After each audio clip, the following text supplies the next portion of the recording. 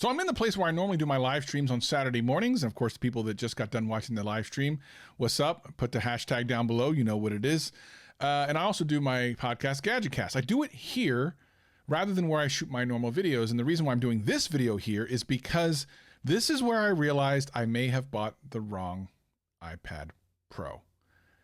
And I'm not particularly proud of myself, especially considering I literally made a video about this like before I ordered it.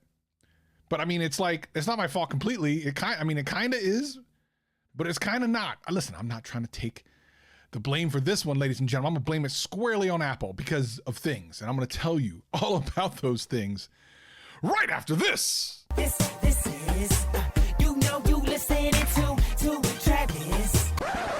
What up, players? Welcome back. And for all you new people, welcome. My name's Travis and I do tech videos every single week and have a blast doing them. If that sounds like fun to you, sit back, relax, and enjoy the video. Anything I talk about will be in the description below. But for now, let's just get into the video. So yeah, we're here because I'm going to go through the Apple website and kind of tell you what happened when I ordered the iPad Pro. For those of you that are new to the channel, welcome. I do videos about this and we'll be doing a lot of videos about the M1 iPad Pro that's coming out here very shortly, the 12.9 inch. So hit that subscribe button and hit that like button so you can come on back when I get those videos out. You're not going to want to miss them. But for everyone else who's been here for a while, you know that I actually use an iPad Pro to edit all the videos on this channel, including this one. And I love it as a productivity machine. It's a great tablet. The existing one I have is the 2020 version. Now, to be perfectly honest, and I'll probably do a video about this later, if you have the 2020 iPad Pro, either the 12.9 or 11 inch, or even the 2018 version, I'm going to tell you, just don't even bother to upgrade. I have a feeling that the performance difference between that and this year's is not really going to be all that big. So then why did I buy one? Well, you're on the YouTube channel right here trying to get my opinion on the iPad Pro. So of course I'm going to buy one. Plus I also see it as a business expense because I edit all my videos, like I said, and it makes sense to always get the newest and greatest, the latest and greatest. And with that new screen with the mini LED, listen, I'm all hyped about that. That's probably one of the biggest reasons I bought it. I did not buy it for the M1 processor because that's basically the processor that was always going to be in the iPad Pro. Let me explain. Apple did an amazing thing when they actually took what would have been the A14X processor and named it the M1. I mean, that's actually what happened. So you start to think that a desktop level processor, which you've seen in the Mac Mini, the upcoming iMac, and of course the MacBooks, is being put into a tablet. It's super exciting. But the reality is it's actually the other way around. It's a tablet processor that was put into desktops, which is still quite amazing. I mean, let's be honest. And the M1 is savage. And so is the upcoming M2 or M1X or whatever the heck is coming out. So you might wonder, what kind of a mistake did I make? I mean, obviously I do want a little bit more performance. If I can get these videos out faster, that's a good thing. And I totally agree. But the mistake comes down to the different things that you can order when you order the iPad Pro. And I talked about this a couple of weeks ago, and this is what absolutely buries my brain. I literally explained to you what I think is going to happen with the iPad Pro, and I forgot to order the right one. So let's talk about what's happening. As I mentioned in a previous video, which I will link in the description below and put in an end screen, I believe that professional level apps are coming to the iPad Pro for various reasons. I laid all those reasons out in the previous video. I want you to go watch that, but I'll give you a couple of them right here. And the number one thing is the first time that Apple has really come forward and tell you how much RAM is in an iPad, and then gave you two options. Not only that, those options are actually separated by general storage size on the iPad side. You can't get the 16 gigs of RAM on a 256 gig storage iPad Pro, which is unfortunate because that's the one I bought. And therein lies my mistake. You see, I've been using the 256 gig version of the iPad Pro for a long time. It's got enough storage for me, it's great. But I do want to be able to take advantage of any of those Pro apps that may come out. And when the pre-order time is 5 a.m. and I can't even pee straight at 5 a.m., let alone pre-order something and think that I should have ordered that I actually ordered the wrong product. I mean, I kind of blame Apple. Apple, you could have made that like 8 a.m. Pacific, please. Why was it 5 a.m. Pacific, son? That really hurt my soul. Now, there's no telling, A, that they will actually come out with pro-level apps on the iPad Pro. That's not a guarantee.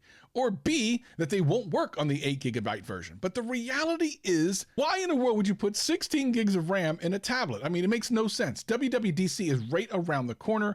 We're going to find out the new operating system for the iPad. We're going to see everything about it. But again, it's not the operating system I'm concerned about. It's the apps, things like Final Cut Pro and maybe Logic and some other really cool professional apps that are on the Mac. There's no reason they can't come over now. And one of the things that I saw in the comments, even though I talked about this in the last video, is that just because you buy more storage, they want to give you more RAM. But why?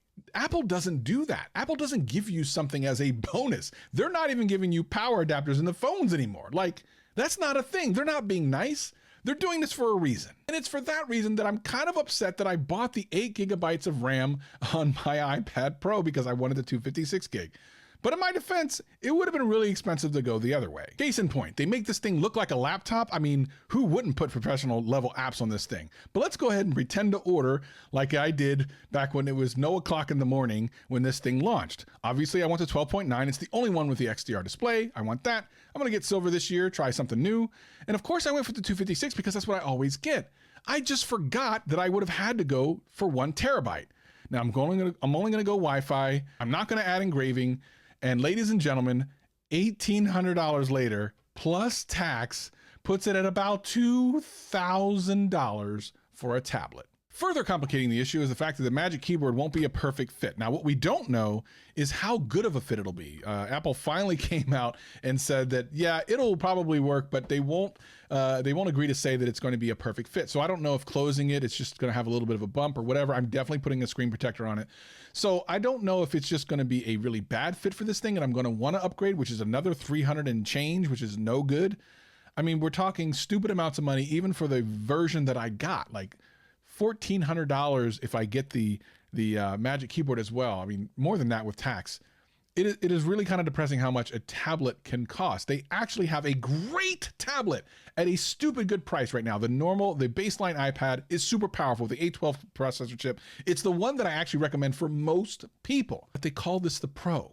This could be the year, and it's the only thing that makes sense because this is the most expensive iPad Pro they've ever offered. The 2 terabyte especially is ridiculously expensive. And the only people that can legitimately say that they could pay the money for that are people that are using professional level apps. So listen, if you're not a pro level app user, there's probably no reason for you at all to get an iPad Pro. If you like the form factor, get a 2018 or 2020 version on sale. And I will tell you this, really the only difference between the 2018 and 2020 is the camera that you will probably never use on a tablet. So save yourself some money, get a 2018 version of the iPad Pro, and leave this to people like me who have a YouTube channel and have to buy it anyway. I mean, if you just look at the different offerings that they have on iPads, there's one for everybody, really almost at any price range.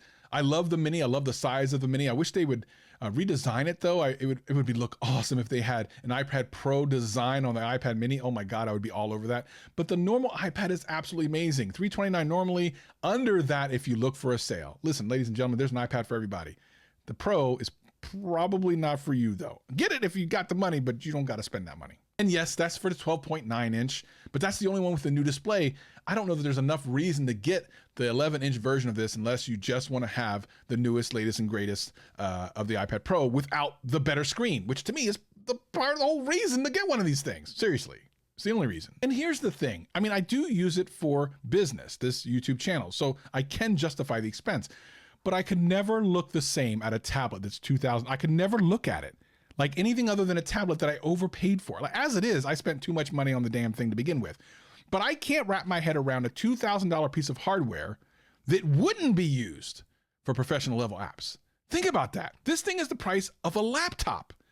How could they not put professional level apps on this thing? Last year, John Prosser said he actually saw a working version of Final Cut Pro on the iPad, but it was said back then that there was no way it would happen. There's not enough RAM.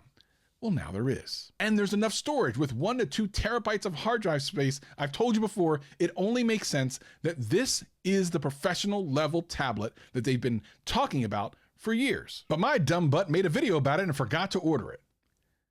So what do I do? Well, now if I try to order it, I won't get it for a couple more months. As of right now, I won't get it until July. Ain't nobody got no time for that. So I don't know exactly what to do. Will I get it, hold on to it for a little while, return it? I don't know. I mean, what do you think I should do? Tell me in the comments below. This is hurting my heart, ladies and gentlemen. This could be the one tablet that I won't need to replace for years to come to finally be able to use professional level apps on my iPad. That's all I need. I don't need anything else. Why did I do this to myself? Why did I do? Please watch these videos. And if you haven't already, hit the subscribe button because I'm having a hard day, ladies and gentlemen. I'm having a hard day. I'll see you next time. Peace and love.